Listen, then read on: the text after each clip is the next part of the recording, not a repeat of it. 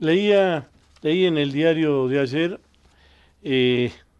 los dichos de Báez. Dijo Báez que era un hombre de bien, que era un hombre de bien. Y justo me llegó un mail con todas las estancias de Báez, y yo diría que no es un hombre de bien, sino es un hombre de muchos bienes. Y esto es por la cantidad de bienes que tiene este hombre, ¿no? Y venía la nómina de las estancias. Ha comprado hasta ahora 25 estancias, las cuales suman 4.270 kilómetros, 427.000 hectáreas. Estancia La Alquinta, Los Baguales, Coronel Guarumba, Verdadera Argentina, que está en la zona frontera con Chile, la Santafesina, la Julia, la Entrerriana, Ana, la Porteña, el Campamento, el Relincho, el Rincón, la Irma, las Palomas, los Gurises, 25 compró. Así que me voy a permitir corregirlo a Bae. Bae, usted no es un hombre de es un hombre de mucho, no es un hombre de bien, sino es un hombre de muchos bienes. ¿Cómo le va, doctor? Bien, bien, bien. 25 estancias se compró. La oligarquía vacuna. Bae. Tanto, claro, tanto que fueron contra el campo que al final se mimetizaron con su Pero eterno adversario. ¿no le parece mucho? Y 450.000 hectáreas es un pedazo, es un pedazo. ¿Sí? Sí, no cualquiera la tiene. Todo el mundo... Martínez de Oro no creo que la tenga. No. No. Todo el mundo habla de la Argentina, ¿no? Hasta el mundo, ¿no? Escuchaba a un canal de televisión extranjero que decía los argentinos perdieron la capacidad de asombro porque están ocurriendo cosas en su país y no se asombran. Y para el mundo es primera plana en los diarios del mundo lo que pasa en la Argentina, ¿no? Sí, algún día vamos a tener que hablar con un poco más de tiempo sobre la diferencia entre las ideologías y la doctrina. O la diferencia desde otro plano entre lo que se pretende y la manera con que se vive. Es decir, lo que se predica y lo que se practica, ¿no? Esto da para... o quiénes fueron los grandes revolucionarios argentinos. Es decir, la gran mayoría fueron aristócratas. Es decir, no hay revolucionarios de la clase trabajadora, según el concepto así estrictamente marxista-leninista. Usted sabe que mirando toda esta gente con tanta avaricia y demás que nos gobierna, ahora son los políticos los que están ahí en la cúspide o en la parte de arriba de la ola y todo el mundo lo ve. Me acordaba que en el siglo pasado un turista de Estados Unidos visitó a un famoso rabino polaco. Se llamaba Wefetz Chaim. La casa de este rabino consistía en una mesa hecha por él, una banqueta y libros. Y cuando este hombre llegó, el turista de Estados Unidos vivió de esto, la forma que vivía y lo que tenía, le dijo: rabino, ¿dónde están sus muebles? ¿Sus bienes, dónde están?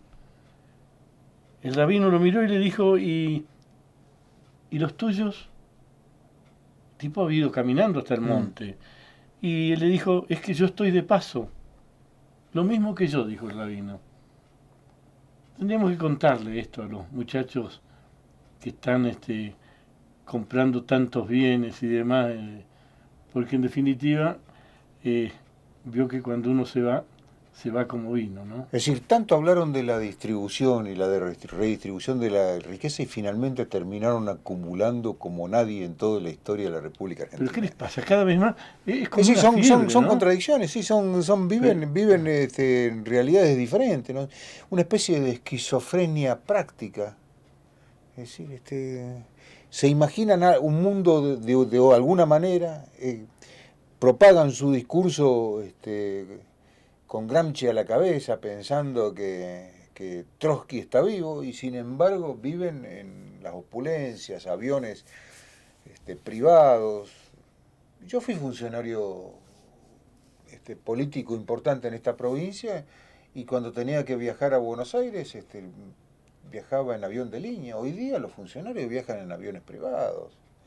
El gobernador de la provincia en aquel entonces no tenía un avión de la presidencia, de la gobernación, para desplazarse a donde él quiera. Tenía un Failand gris. Claro, sí, andaban, sí. Muchos se subían a mi Failand pensando que era el del gobernador. Pero yo estaba... La diferencia Pero es que a pesar de- pero a yo pesar- tenía los asientos con cuero de vaca. Claro. Sí, yo me El acuerdo del gobernador, Fahrenheit. Sí, me acuerdo. Lo que pasa que está bueno hablar de estos temas, pero hay cosas peores. Yo creo que hay cosas peores que esa, que la hipocresía. Porque la incoherencia, si vivir de una manera y predicar de otra, tiene un límite, que es la hipocresía. Es muy mala la hipocresía. Pero hay cosas peores. Yo creo que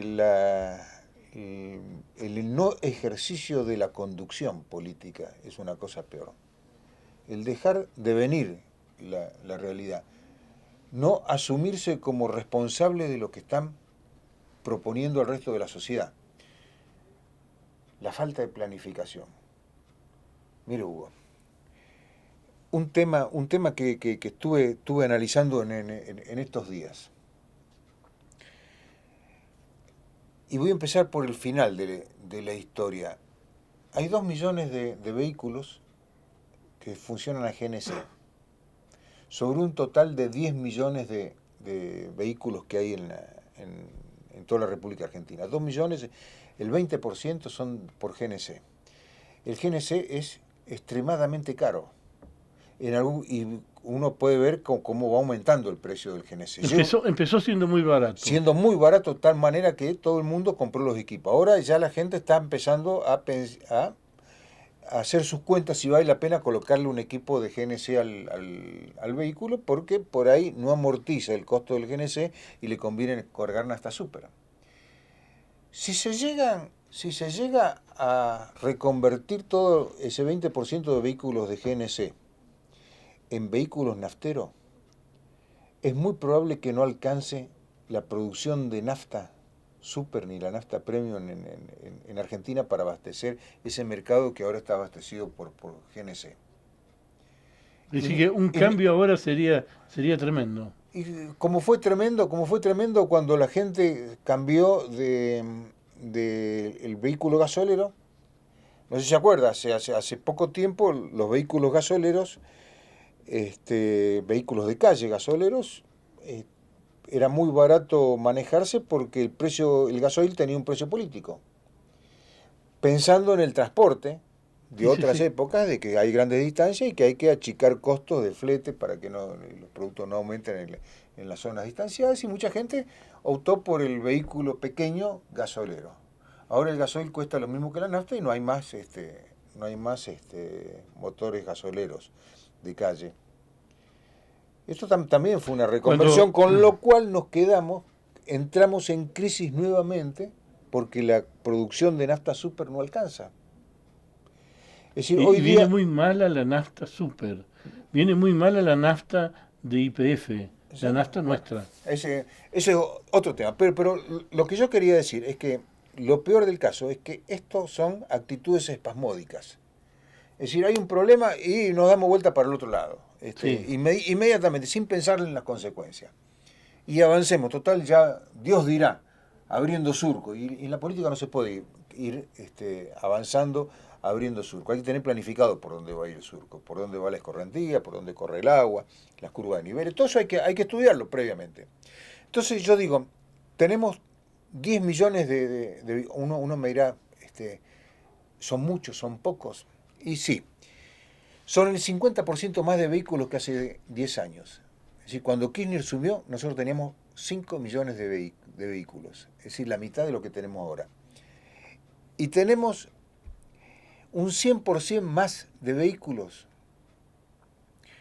que hace 20 años atrás. Ajá. Entonces, el 50% del parque automotor argentino se encuentra en la provincia de Buenos Aires y en la ciudad autónoma de Buenos Aires, capital federal y lo que es el conurbano y la provincia de Buenos Aires. ¿Cómo está? Porque esto lo tendrían que estar pensando los genios que manejan el desarrollo nacional o la estrategia nacional. El 75% de todo esto son automóviles. El 18% son utilitarios. Solamente el 7% son camiones y colectivos, vehículos de transporte. La antigüedad de los vehículos, el 75% de todo el parque automotor argentino tiene más de 20 años. O sea que tampoco se trata de autos muy modernos. ¿Cómo estamos posicionados con respecto a otros países? China, por ejemplo, tiene 22 habitantes por cada vehículo. Ajá. Venezuela tiene 8. Cada 8 habitantes hay un vehículo. Brasil, cada 7 habitantes tiene un vehículo. México, cada 5 habitantes un vehículo. Nosotros cada 4 habitantes tenemos un vehículo. Estados Unidos tiene 1,3 habitantes por Tienen cada todos. vehículo. Está bien. El país que más vehículos tiene en el mundo es China, a pesar de tener un vehículo cada 22 habitantes, ¿no? Entonces, todo esto tendría que estar en la mesa de la planificación del gobierno nacional, porque si nosotros tenemos 10 millones tenemos el doble de vehículos que hace 20 años atrás, pero tenemos la misma calidad de rutas y la misma cantidad de rutas que hace 20 o 30 años atrás. Son muy pocos los avances. No tenemos mejoramientos de autopista. Tenemos entre 15 y 20 muertos por día en accidentes de tránsito. Y eso se debe porque hay una mala compatibilización entre los vehículos modernos que desarrollan velocidades de 150 y 180 kilómetros por hora contra rutas que están preparadas para 60 a 80 kilómetros por hora. Entonces todo esto genera un intríngulis que no ha sido resuelto. Encima, el gran sustituto, primero, el transporte automotor era sustituto del transporte ferroviario. Ahora el transporte ferroviario no existe más, así que todo eso se fue volcando hacia las rutas ultracongestionadas. Con lo cual los fletes son más caros. El combustible es caro. Tenemos un enorme gasto de combustible para movilizarnos. Y terminando con la historia del GNC, si la gente decide que ya no es negocio instalar equipos de GNC